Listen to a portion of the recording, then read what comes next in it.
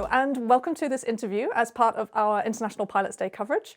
My name is Victoria O'Brien and I'm Deputy Editor at AeroTime. Joining us today is Rickiesha Foster. She's a cadet at the United Aviate Academy in Arizona in the United States. I'm thrilled to be speaking to Ricki. She has an unusual route to the flight deck, let's say, and she's combining her pilot training with raising a family as well, which I think makes her a superwoman. So I'm really looking forward to speaking to Ricki about that experience.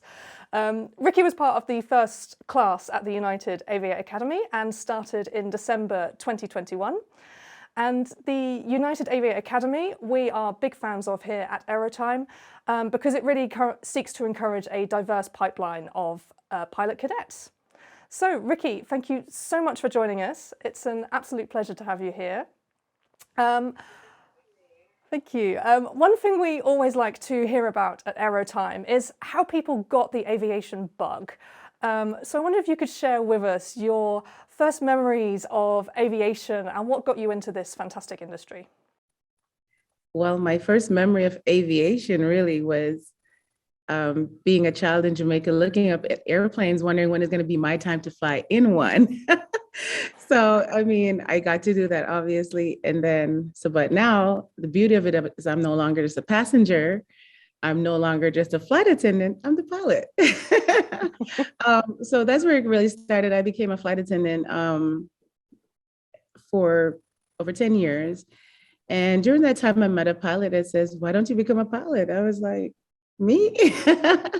So he took me for my discovery flight and I absolutely fell in love. I really enjoyed being a flight attendant. I loved aviation then, but I just didn't realize that my true love would have been actually flying the aircraft.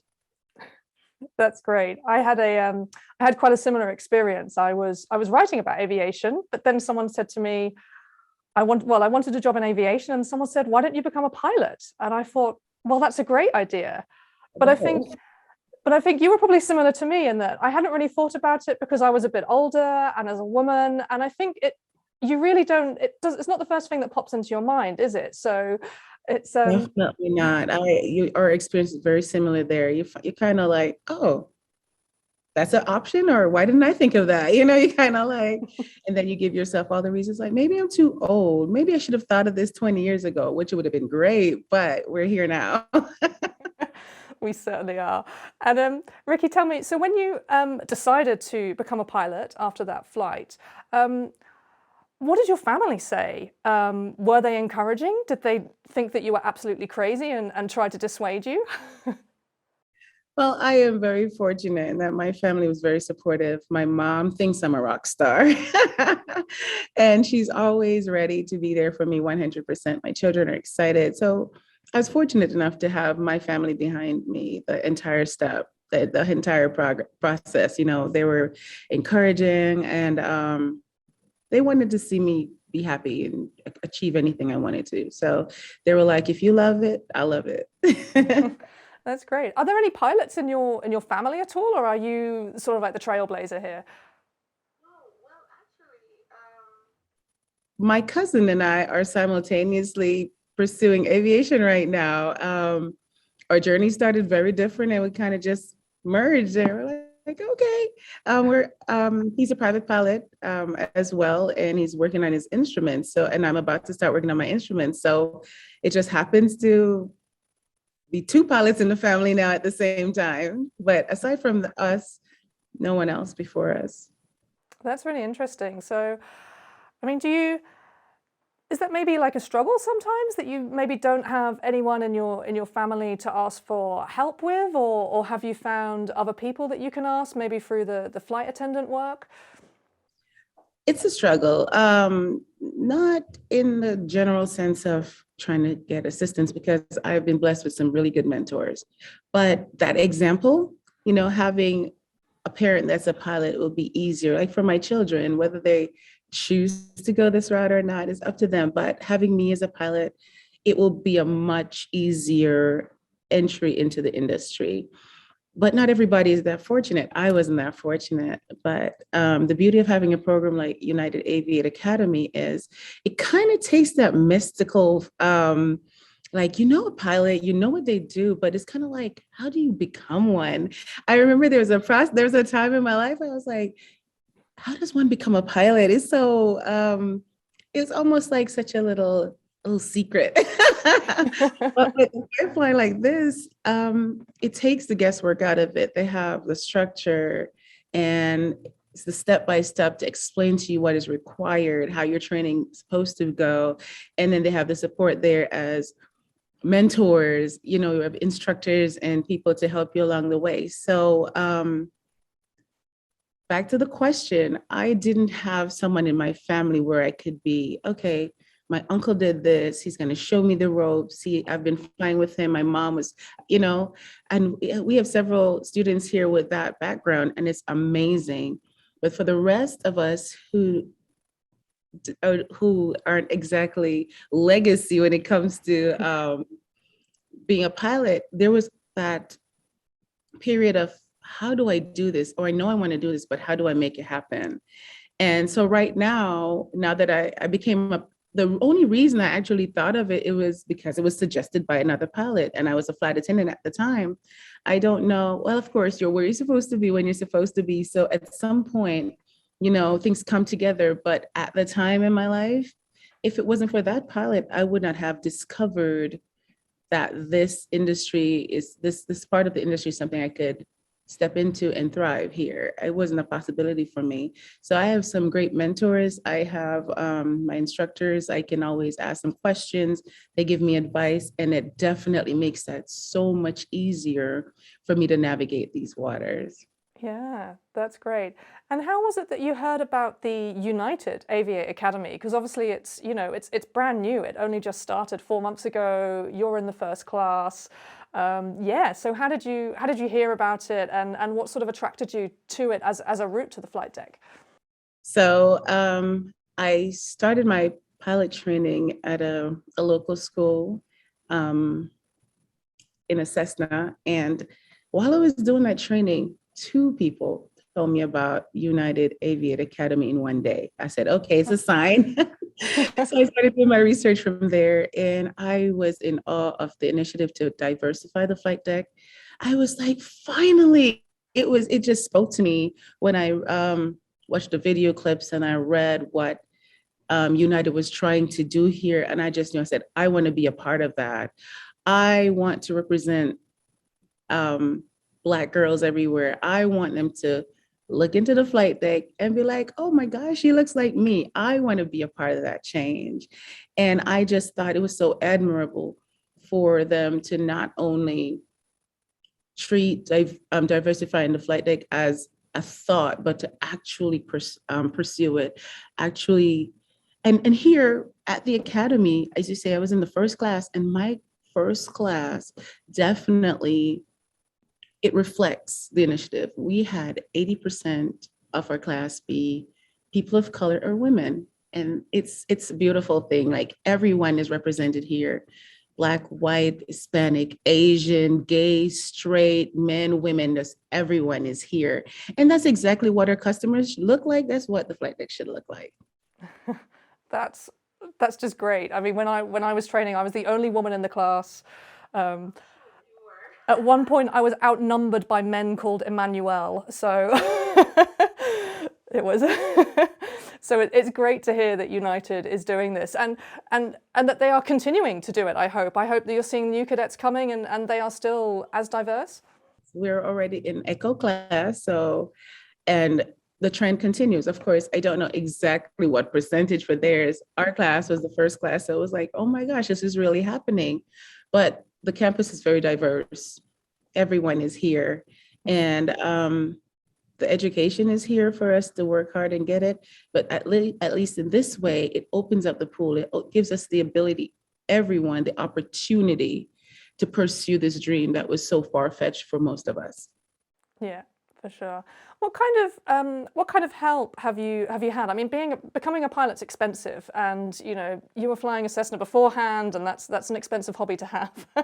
So how have you managed to get the funding together? Have you benefited from any scholarships through the academy? Well, what Aviate has done here, that's part of the beauty of the whole program as well. They provide opportunities for financial aid, so we can apply for loans. Then we have the partnership with JP Morgan Chase and United Airlines, where we have the scholarships. And I was fortunate enough to be a recipient of the scholarship through OBAP. So shout out to OBAP. It really has made a difference in me continuing my education here, to be able to afford my tuition. And we fly a beautiful aircraft, the Cirrus. It is quite expensive. So yeah, they have several options here for students to get funding. That's fantastic. And what has been the favorite part of your training so far? Actually, I just hinted to it. My favorite part is the Cirrus. We fly the Cirrus SR-20. It is a beautiful aircraft. It is gorgeous. It's fast. Glass cockpit, autopilot, AC. We need AC here in the desert. Those who fly general aviation aircrafts, the smaller aircrafts, they're not exactly equipped with air conditioning. So it's really nice. It is a beautiful aircraft. And that's my favorite part. I get excited every time I go into the flight deck. So it's like awesome. That's fantastic. And another moment that's always great for anybody when they learn to fly is your first solo. So can you maybe describe your first solo to us and what that was like and just how you felt to be up there?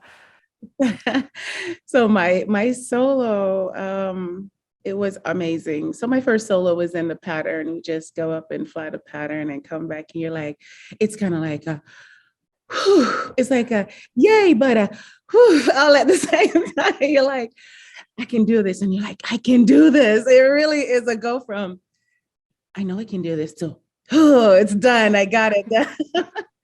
But the real challenge is your first solo cross country. So, well, not literally across the country, you're a pilot. So, it's 150 nautical miles round trip is where we, I think it was somewhere around there. But that's when the training wheels really come off, because you're going through different airspaces. You're talking to ATC by yourself. You have to look out for traffic. Of course, we have all the resources in our aircraft, but you're still the pilot in command, and you're the only pilot there. So you better be on your A game. So that was the real challenge. That was the real satisfying moment, even to me, more than the first solo. The first solo cross country was really that, aha, I'm really a pilot moment. Yeah, you really feel like, okay, drop the student. I'm a pilot now. I flew this plane all by myself. I think you're right. I think I enjoyed my first solo out of the circuit more than my actual first solo, because like you say, the training wheels are off. You're on your own, and then you've got to come back and find your way back. I found that very satisfying. Exactly. Like, well, can't make this a one way. It's got to be a round trip. So what you gonna do? Amazing. And but have there been any parts of training that have maybe been more challenging than you expected? Any bits that were more frustrating, whether that's the weather or any sort of cancellations? I'm sure the Cirrus never breaks down. We have anything like that at all? We have a lot of them and a great maintenance team. So if there's anything that's even remotely off, we squawk it and they take a look at it. Could it be minor? That's our policy here. Anything that's out of the ordinary. So we don't have like a MEO list or anything like that. So we don't, sign it off and fly. We squawk it. They look at it, take care of it. We get another aircraft. Kind of nice. But something that I wasn't expecting, I wish I knew that flying in the morning versus the afternoon is a completely different flight. Those thermals, the heat, you're bumping all over the place. But as far as challenges go, studying, it's brand new. It's like brand new information. Everything is new. It's like a different language. So I knew it would be challenging, but you really find difficulties when you're like you're learning maneuvers versus, learning to do straight and level. You're like, yes, I mastered that.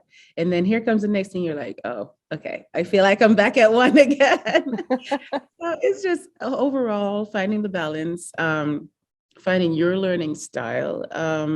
Because we have our classroom, we have a ground school. So then we have our flight time, but then there's homework and dry flying and chair flying, and we have checklists and flows and emergency procedures. So a good bit of our day, whether we're in the classroom or at home, is studying. We have a lot of practicing and studying, and we do group sessions. And then as I said about finding your learning style, a big group environment might not be the best thing for you, or you could do group with certain things, but when it comes to your checklists or whatever, you have to find that quiet time to get it down. So the overall process, I've been blessed, has been good. I've had support, but just finding that balance that works for you and your education. And at the forefront of everything is safety. So it's always have to be in your mind. And then when you understand the why of doing things, then you're like, okay, I get it. This is to make sure that this doesn't happen, or for the consistency or the uniformity. And then, you start to understand more of what's going on. So it's not just an action, it's an action and understanding the reason behind it. So it's like, it's becoming a well-rounded pilot. The entire thing, it's a learning curve, and you kind of get your rhythm and, become the best pilot you can be, a safe pilot. I guess that one of the things for being a pilot as well is you have to be such a good multitasker and getting those priorities. And I mean, as a mother, you must have that down pretty well. I mean, how on earth have you managed to do all of this studying and all of the flying and still have the family time as well? Not without help, I can tell you that, because we live in Georgia and I'm studying in Arizona. My children are in school, so they are in Georgia. So it was one of the sacrifices we had to make. I am away from them, but as I said, I'm not doing this alone. I have support. My mom is taking care of my children in Georgia. So that gives me the peace of mind to not worry about them, to know that they're safe, they're cared for. And in the meantime, our relationship is when they can fly here or over FaceTime. My daughter had me download Roblox, so we're playing games. I don't even like games, but I play to have family time with her, to have that one-on-one time. So we FaceTime, and then she's talking me through the game while we run around in avatars. So you do whatever you can to make it work.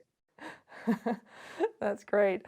And I mean, one thing I found is that I think people in the aviation industry are always, especially pilots, always really encouraging. And I think that same story where someone encouraged you to become a pilot, and I had similar. And I wanted to know, what's the best piece of advice that anyone gave you in terms of starting you off on that pilot journey, and what has stuck with you the most now that you're on this journey and on your training journey? So I've gotten a lot of useful advice. I have several mentors that are looking out for me and are always supportive. But that one piece of advice that stuck with me, a pilot friend of mine called me the other day, and he told me that he failed his check ride. And then he went and he redid it, and he was successful.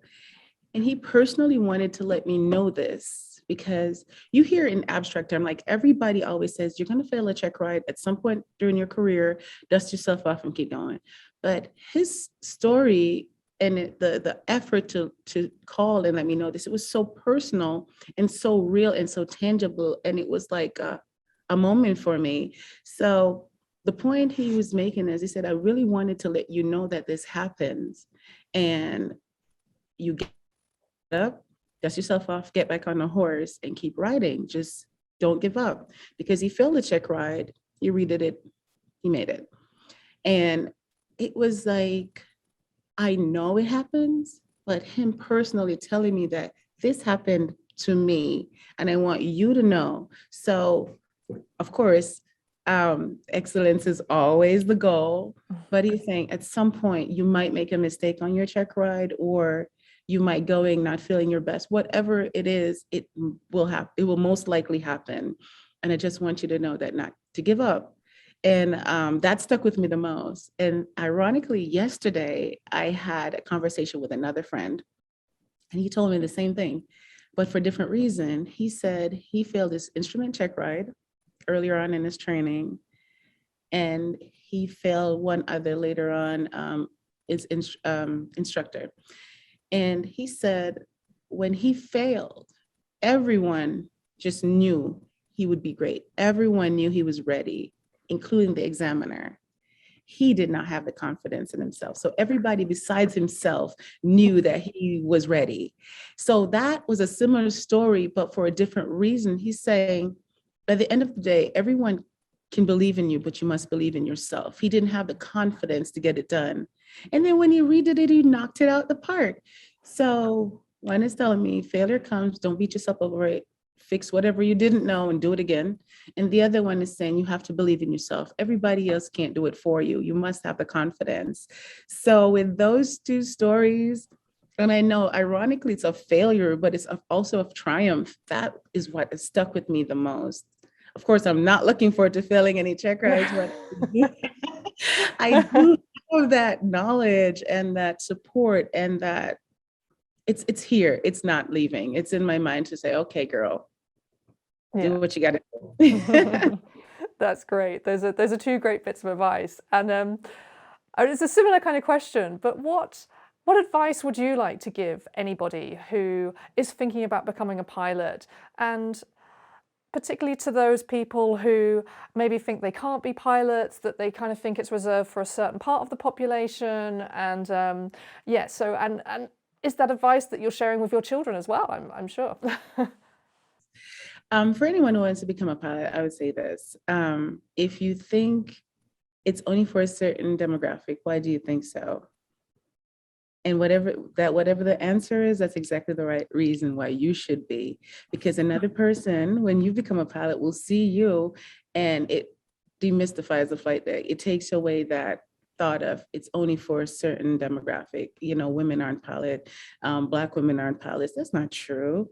It's just we don't have enough of them. So we need you to come represent. The same thing for a little Asian girl or a little Latina girl or a boy, representation matters. I say, if you think you're interested in becoming a pilot, get a discovery flight. That's the number one thing. I think you should get a discovery flight. Well, some people don't know flying in a big aircraft is not the same as flying in a small one. And you have to fly in a small one for a considerable amount of time before you get to the big one. So get a discovery flight, check it out. See if your curiosity meets your passion. And then you have the secret sauce there. And then get yourself a mentor at that point. But get a discovery flight, find a local flight school near you, get a discovery flight, and then you might find out, oh, this is not for me. Or you'll just, like me, fall in love the first moment you pull back the yoke. You're like, I'm doing this and I want to do this forever. Find that, satisfy your curiosity, and see if you can meet that passion together with that. And the lesson I've taught my children, just not by words, but by my action, is you can do anything you want to do. If you want to become a pilot, if you work hard at it, why not? Unless it's a career that you find that it's just not for you, then find your passion, find something else, and then work towards it. So my children can become pilots, but it doesn't matter what they want to become: a businessman, a businesswoman, a doctor, a lawyer, whatever, a beautician. When they see me stepping outside, despite age, an immigrant, a mother, finances, whatever, they see me step past those obstacles and not find excuses, not live by the excuses, because challenges are real, but I push past them. I make sacrifices and I work hard, and they will learn that from me. And that's a secret sauce to any success you have. So welcome to the flight deck. That's fantastic. That's such great advice. I almost want to finish on that because it's such such a positive note.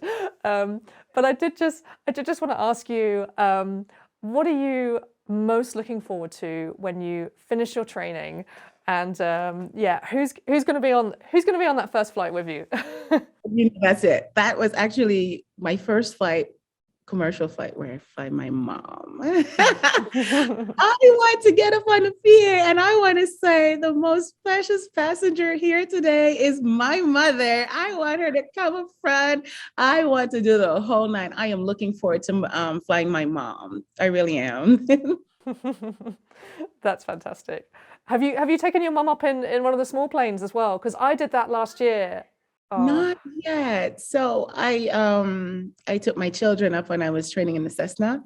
Oh, that was so satisfying. It was like one of my most proud moments as a mom. I felt so satisfied. But I did say when I get my private pilot's license, my first passenger is going to be my mom. So I do have my private pilot's license now, but we're flying in the Cirrus here at under school. I can't take her as a passenger, so we'll have to see about fulfilling that one. Okay. She might not be my first passenger. I'm not sure. She might not be my first passenger, but she will be my most satisfying passenger when I get to United Flight Deck. Fantastic. Oh, well, that's great. That's all of my questions. Thank you so much, Ricki. It's been an absolute pleasure speaking to you today. You're really inspirational. Your words, I'm sure the AeroTime viewers will love to hear them, and the readers as well will love to read them as well. So just want to thank you again for your time today.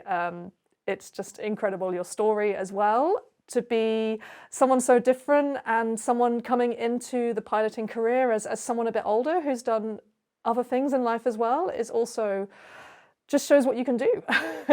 It shows what you can do. I'm telling you, I feel blessed. I really do feel blessed. I'm so fortunate to have the opportunity, and I will not take it for granted. I'll tell you that. Great. Well, thank you very much, Ricki. I wish you all the best for the rest of today. That's the end of this interview. I'm Victoria O'Brien at AeroTime. Thank you for watching.